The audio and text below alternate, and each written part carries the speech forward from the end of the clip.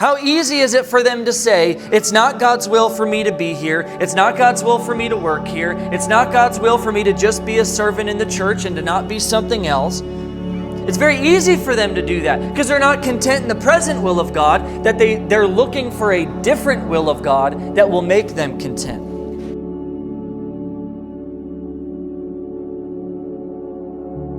And this will be for us the one that is much more difficult to see. Because we say to ourselves, but the thing is good. Or we might say, well, the thing is not bad. Why would God not give me this thing?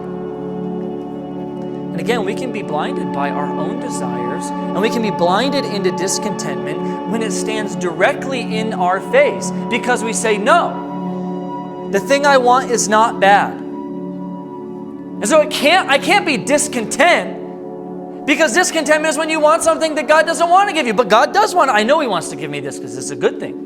And so we can be totally blinded by our discontentment. And so I want you to be able to not just scratch the surface, but be able to dig deeper into all circumstances and find if even in something that is not evil may have discontentment wrapped all over it.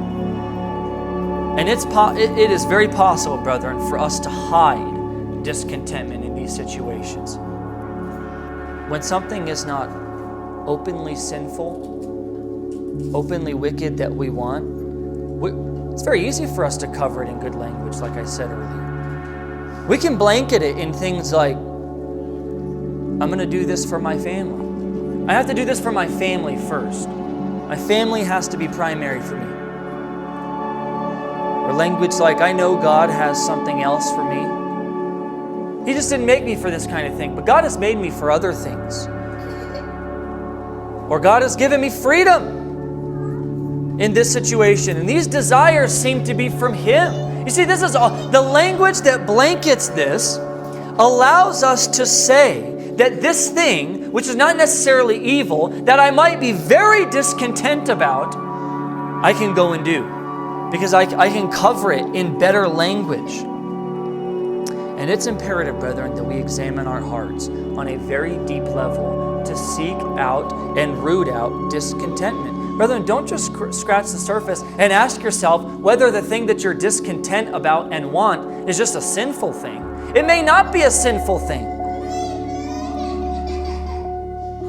You need to remember that discontentment is an issue of contentment. It's not an issue of what you're discontent about. Discontentment can be present in you wanting something sinful, and discontentment can be equally present in you wanting something that's not sinful. You can be equally as discontent in both situations. And so we need to be concerned, brethren, that we're seeking contentment, not just seeking to put away the sinful things of discontentment.